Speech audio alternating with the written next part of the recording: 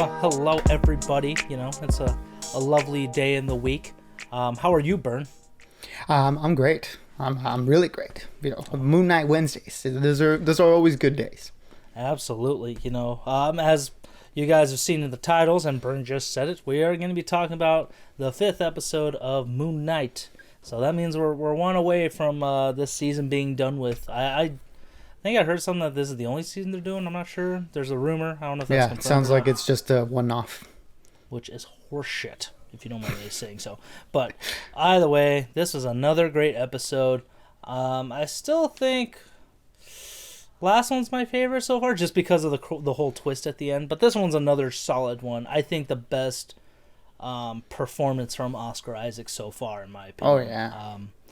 Very heavy episode, heavy emotional stuff, psychological stuff. So it was pretty crazy. But shall we?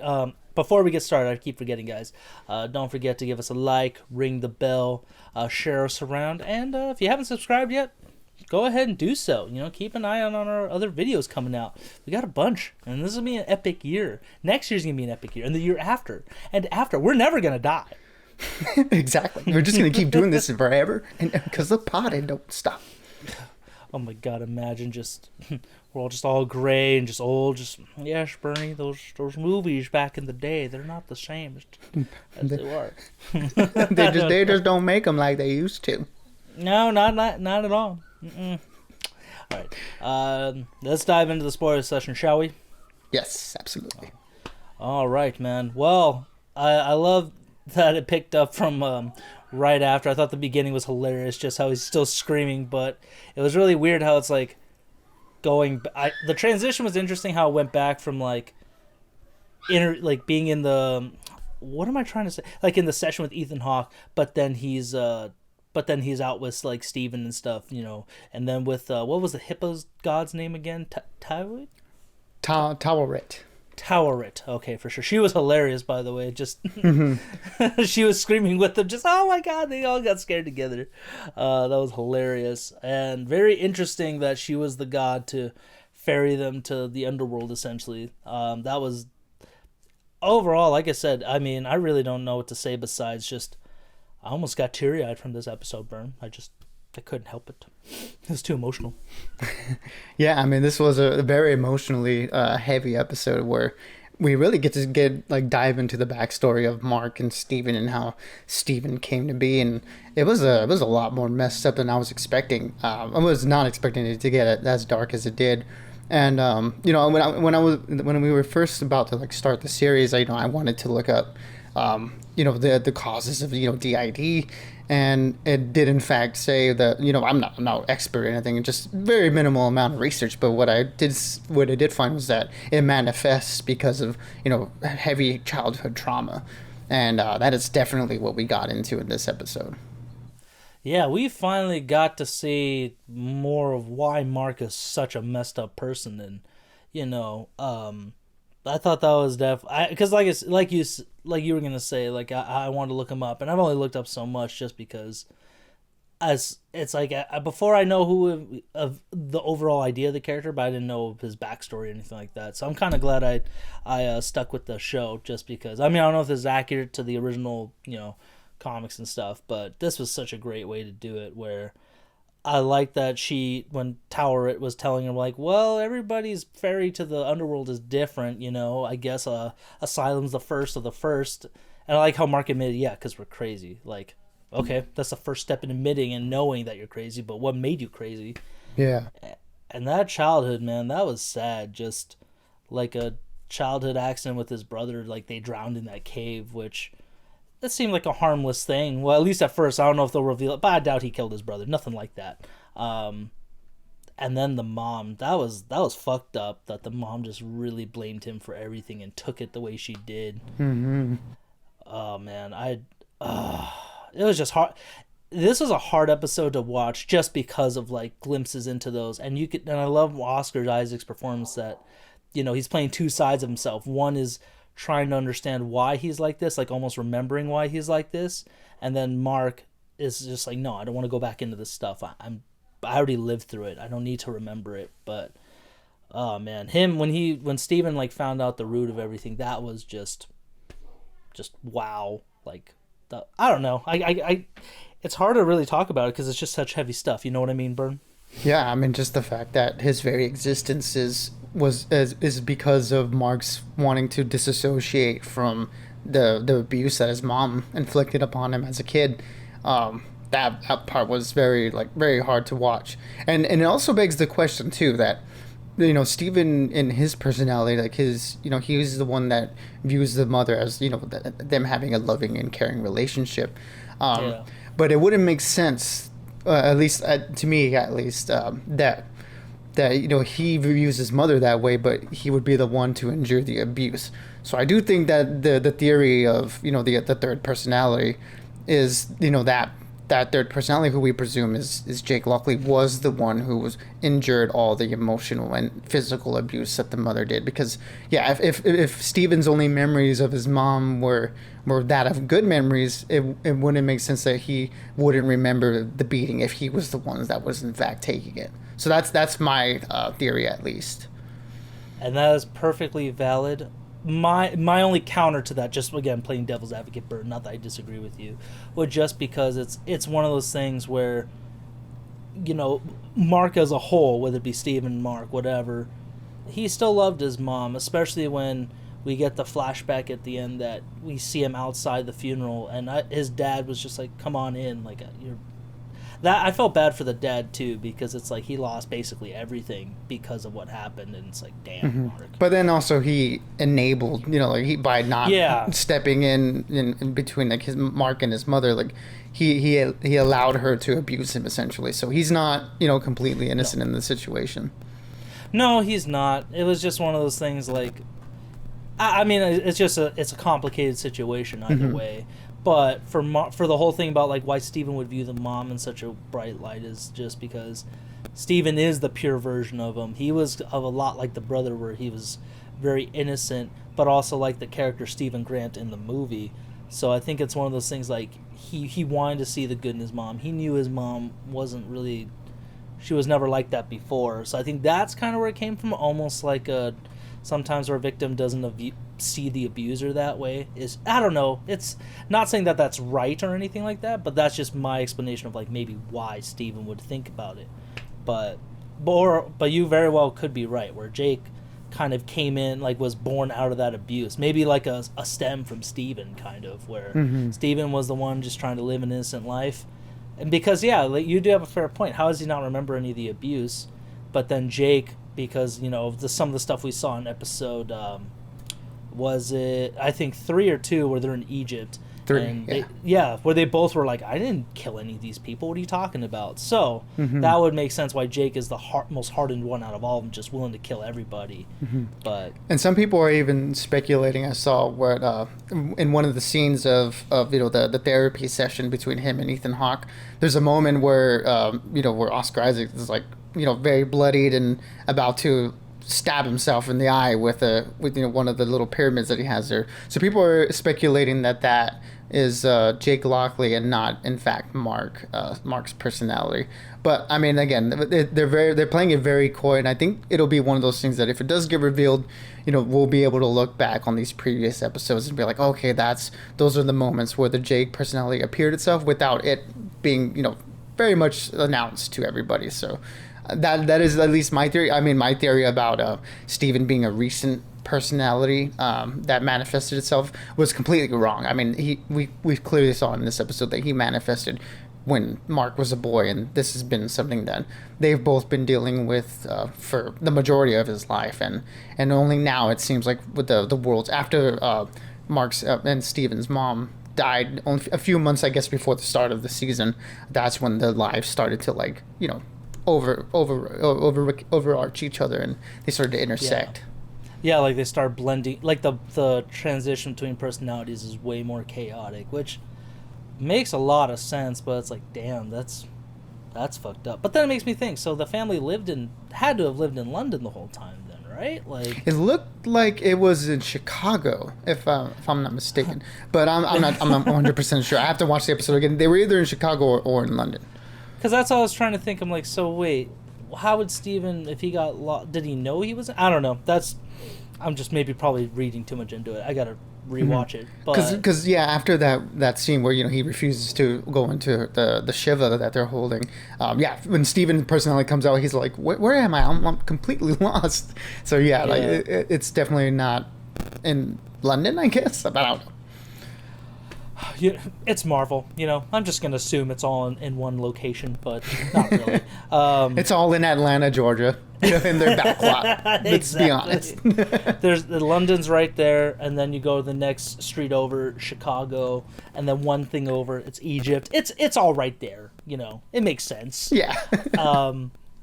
But that it's just that part where he just refused to go into the Shiva and he's just breaking down. That's what got me the most. And Steven realizing the whole time, like, no wonder you didn't want to dive into this, just because it's like, wow, like you realize it's all from a simple, like you said, like a childhood trauma. Like, it's not his fault, but he dwelled on that for years, and his mom definitely never let him forget it. So that was tough, and it's like, man, I understand why you're like that. But the only thing I will say about this episode I was bummed about is that we never delved into the third personality. Especially since this may be a one-off thing. Like, why aren't we introduced to that one? Unless maybe they'll kick in the next episode. I don't know. It could just be Mark just completely in control for the next one. But yeah, I mean, it seems that I guess the only reasoning I would think is that the two, Mark and Steven are unaware of this third personality. They don't know, who he is or like his purpose.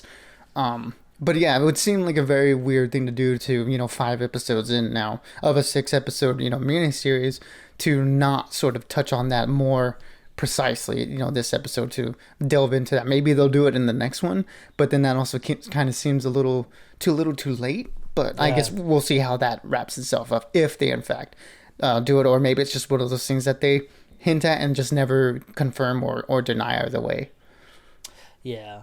One thing I haven't touched upon yet was I loved how he thought the asylum and stuff in the beginning was all horseshit. Like, nah, I'm this is crazy. This isn't real. But then he walks out onto the actual ferry to the underworld. I was like, oh, even I was like, oh wow, oh that's real. That's definitely what we're doing here, and it was just very much. It kind of reminded me a little bit of Indiana Jones, but mostly Star Wars, like on Tatooine, on like Jabba's little cruiser thing. That's just what I was getting the vibes of.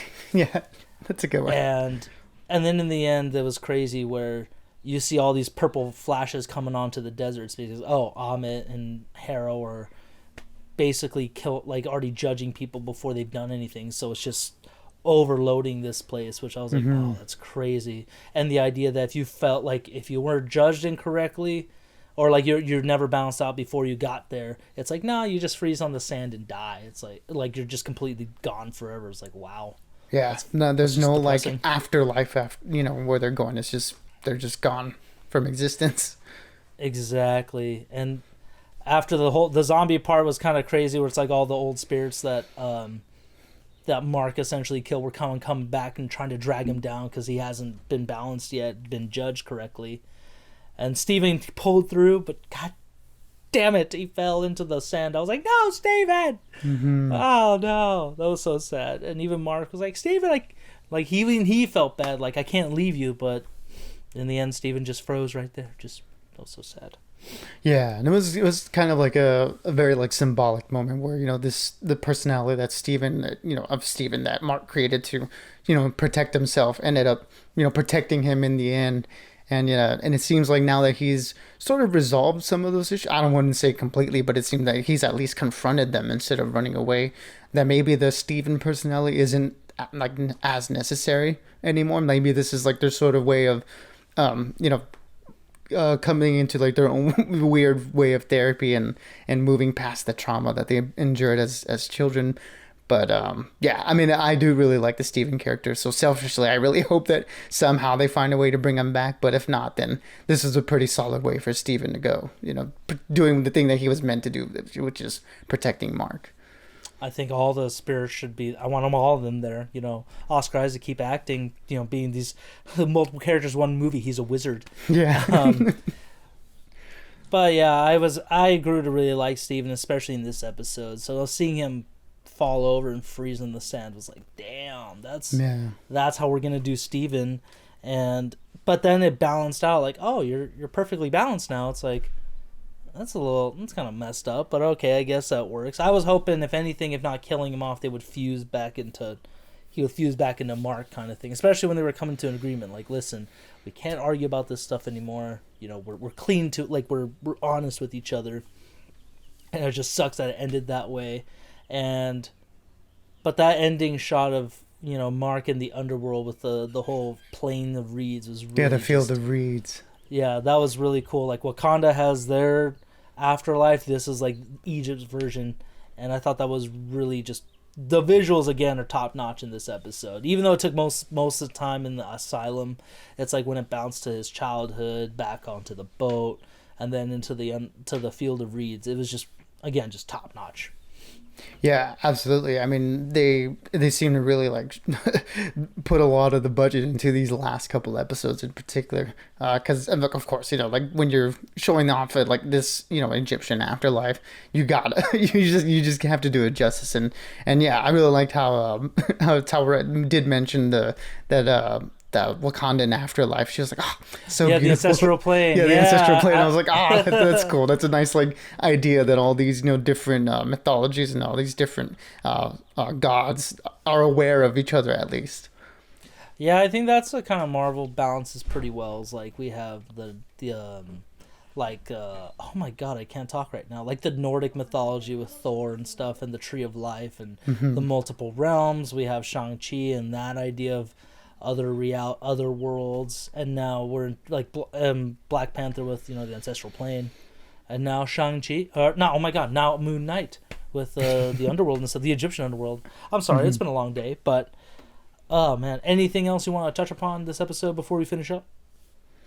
I mean, just the fact that this was like a whole big character study that I was completely unexpected. And I mean, we got no like superhero thing going on in this episode like at all. No adventure. It was just all very introspective. And I mean, I got to tip my hat off to Oscar again. I completely forgot, like in watching this episode, that Steven and Mark are played by the same actor. It's just they're very distinct characters, and I think he did a really good job in adding like different mannerisms and speech patterns and just making them feel like completely different people. I thought that there was no better showcase than this episode. I couldn't say any better, man. Seriously, his acting really drove this episode. Like, I didn't mind that there wasn't any crazy action or anything involved. It was just him and Steven diving into his childhood and the brilliant acting on both sides, where he transitioned to Steven, he was dealing with the grief with his mom. Just amazing act. I know everybody's like talking like if he doesn't get nominated for this, it's garbage. I'm like, kind of, yeah. I definitely agree with that especially after this episode. But that's all for next year. And man, now last episode next week, man, it's gonna be bittersweet. That's all I gotta say. Yeah, I'm very curious how they're gonna wrap it all up. I mean, all all the chess pieces have been set. We know that eventually, like, Layla's gotta at least like try to do something on her side to get Mark and Khonshu back, and they gotta figure out a way to bring down Harrow and Amit. So these last couple, this episode in particular being a little bit of a detour from the main plot, I felt isn't normally like with like the Mandalorian that we and Boba Fett that we got that those couple episodes before the finale where it was just a complete divergence, and that didn't help the story at all. This one, I feel like it's a little bit, it's a little bit more okay, because it feels like a lot of setup has already been done up to this point, and now we could take a little step to, kind of see what this character of Mark in particular is all about, and to prep us for this big battle that I guess we're gonna get next week. Hopefully, we'll see. I'm very curious because the writing has been pretty unpredictable so far, so I'm very curious how they're gonna wrap it all up. Unpredictable in the best way, I think so. So I mean, if they've done everything right so far. I haven't felt like there's any episode that did need to happen. Kind of like with Hawkeye, like you said, Boba Fett, and even the Mandalorian, like season 1, or like one of those. There were a couple episodes I was like, did this really need to happen, or why was this in here? But yeah, I can't wait till next week. Everybody, let us know what you thought about this episode if you've seen it. Did you like the detour into Mark's backstory? Did you think it was a distraction? Like, are you guys just excited for next week as us? Let us know in the comments. And above all, stay bodacious, keep on renting, and we will see you guys next week. Especially for not only Moon Knight finishing up, but Doctor Strange comes out next week. So yeah, it's gonna be a crazy week. a lot of good stuff to talk about next week, man. I'm very excited. But yeah, everybody, be good, be safe, and we will see you all then. I'm very excited to see what next week holds for us. Seriously, peace out, everybody. Adios.